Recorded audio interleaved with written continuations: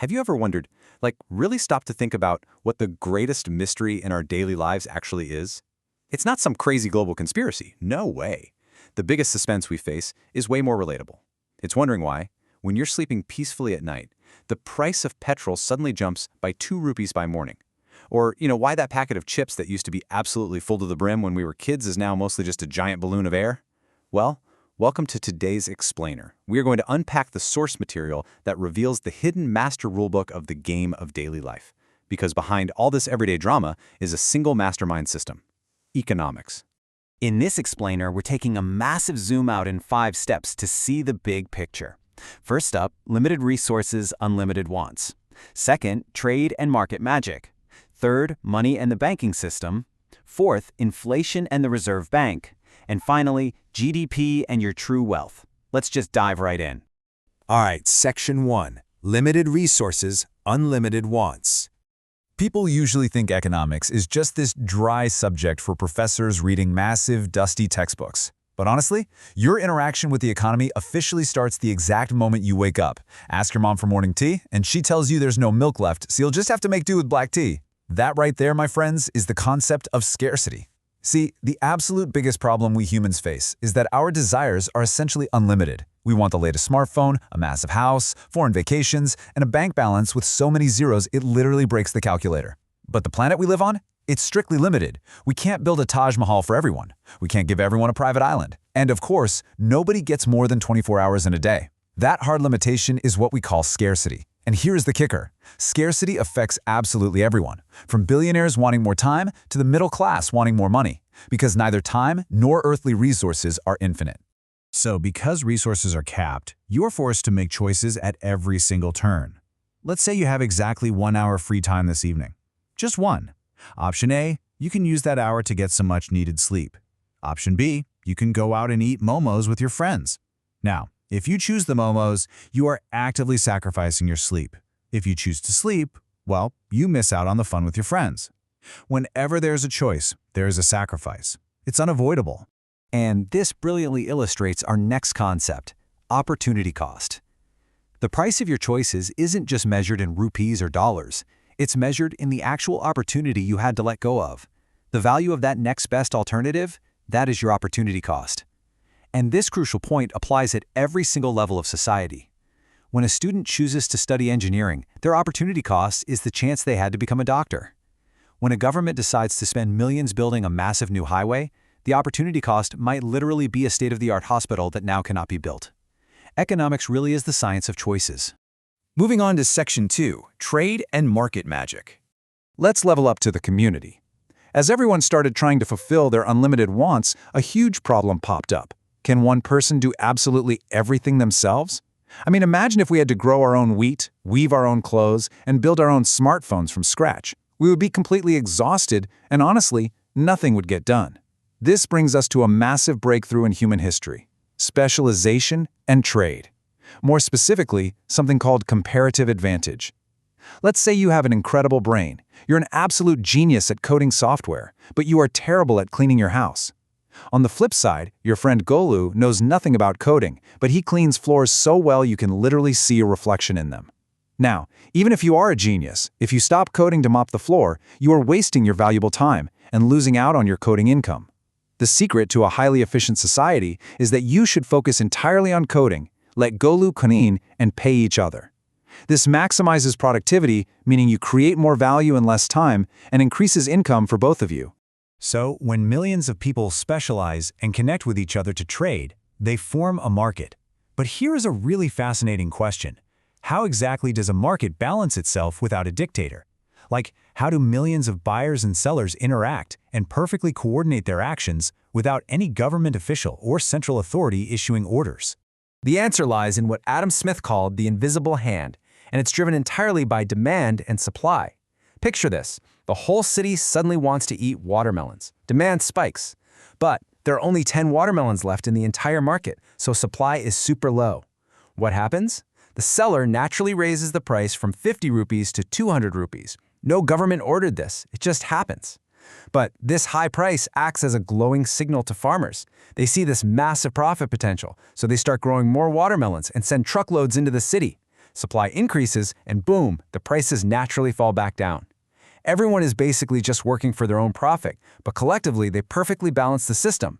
It's kind of like magic, but it's just economics. All right, Section 3, Money and Banking System. Let's move over to the institutional level. Trading is great, but ancient trade had a massive, crippling flaw called the barter system. Imagine you make shoes and you want a watermelon. You offer the seller your shoes, but he says, look, I don't need shoes, I need school books for my kid. This is known as the double coincidence of wants. You basically have to miraculously find a bookseller who wants shoes just to get your watermelon. It made trade incredibly painful. To solve this, humanity invented something that changed the world forever: money. But the crucial thing to understand here is that money's actual power doesn't live in the paper it's printed on. Its true power lies entirely in collective human trust. Because we all trust it, money can perform three magical functions. It acts as a medium of exchange to make transactions super easy, a store of value so you can actually save your purchasing power for the future, and a unit of account to give us a common measuring scale for everything from, well, shoes to watermelons. So let's see how this builds into the modern banking system. We often tend to think of banks as just big, safe lockers for our savings, right? But they are actually the ultimate bridge between savings and economic growth. Here is the step-by-step magic of credit creation. Step 1. You deposit 100 rupees. Step 2. The bank keeps a small portion in reserve and uses the rest to issue loans. Step 3. Someone takes that loan and uses it to build a factory. Step 4. That factory creates jobs and income for hundreds of people. Without credit, those factories wouldn't be built and those jobs just wouldn't exist. Banks literally fuel the entire economic engine. Which brings us to Section 4, Inflation and the Reserve Bank. Okay, so what happens if this credit engine runs just a bit too fast? If banks just keep pumping money into the system without any control, we meet the dark side of the economy: inflation. Inflation is basically an invisible pocket thief. It doesn't literally steal the physical notes out of your wallet. Instead, it steals their purchasing power. Your 100 rupee note is still sitting right there, but suddenly it buys way fewer goods than it did last year. Economists generally point to two primary causes for this. First is demand pull inflation. This is when everyone suddenly has too much money. Everyone goes shopping, but the actual amount of goods on the shelves hasn't increased at all. You have too much money chasing too few goods, so prices naturally skyrocket. The second is cost push inflation. This happens when the cost to produce things goes up. Maybe fuel becomes super expensive, or raw materials spike in price. Companies are forced to raise the price of their final products just to survive. Now, you might be thinking, hey, what if prices constantly drop? That sounds awesome. That's known as deflation, and it's actually just as dangerous. Think about it. If people expect things to be cheaper next month, they stop spending today. Businesses lose sales, production drops, and jobs get destroyed. Because extreme inflation and extreme deflation are both so incredibly destructive, the economy desperately needs a driver to keep it balanced on the road. Here in India, that driver is the Reserve Bank of India, or the RBI, and the steering wheel they use to control things is a highly powerful tool called the repo rate. Simply put, this is just the interest rate the RBI charges when commercial banks, let's call it Sharmaji's local bank, need to borrow money for the short term. Let's walk through the exact cause and effect chain here. It's super logical. When the economy is overheating with inflation, the RBI hits the brakes by raising the repo rate. When they do this, borrowing suddenly becomes much more expensive for Sharmaji's bank. Consequently, Sharmaji makes customer loans, like your home, car, or business loans, more costly. Because loans are now expensive, people borrow less and spend less. Demand drops across the board, and as demand drops, those soaring prices finally cool down. It is an absolute masterclass in monetary policy. Finally, Section 5, GDP and your true wealth. So far, we've looked at individuals, markets, and banks. Now let's zoom all the way out to the macroeconomic level. How do economists measure the overall success and basically the report card of an entire country? Well, they use a metric called Gross Domestic Product, or GDP. It is the total market value of all final goods and services produced within a country in a single year. It's basically the nation's economic scoreboard. But GDP isn't perfect, and this brings us to a truly fascinating flaw highlighted in our source material. Think about the mothers who wake up early, cook, teach their kids, manage the entire household, and act as nurses when we're sick. If you hired professionals from the market to do all this, the monetary value would be massive. But because it is unpaid household work, it is completely ignored by GDP. If you eat at a restaurant, it counts towards the economy, but the invaluable work done inside a home, it does not. So GDP is a useful tool for sure, but it certainly doesn't capture everything. Now, bringing it back down to a personal level, let's clear up two terms that people mix up all the time: income and wealth. Income is the money you earn today, your salary, your rent, your professional fees. It is great for paying today's bills. But wealth?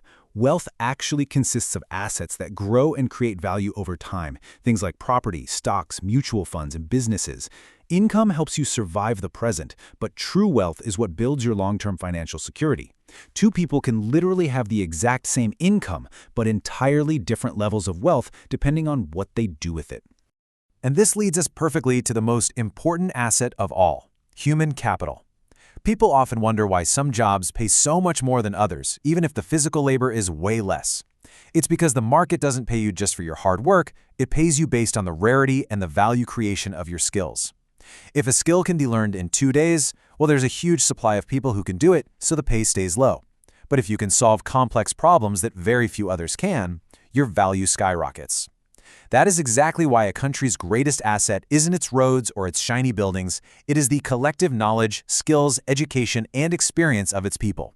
Human capital is the ultimate engine of wealth. So as we wrap up today's explainer, I want to leave you with a bit of a provocative thought. The next time you pull a 10-rupee note from your pocket, pay for petrol, or just check your bank balance on your phone, realize that you are not just a normal customer. You are deeply plugged into the largest operating system in the world. An invisible network of trade, inflation, productivity, and opportunity costs. The rules are clear. The only question is, will you remain just a passive spectator, letting the economy happen to you? Or will you use this understanding to become an active player and start building real wealth? Thank you so much for joining me on this deep dive, and as always, keep learning.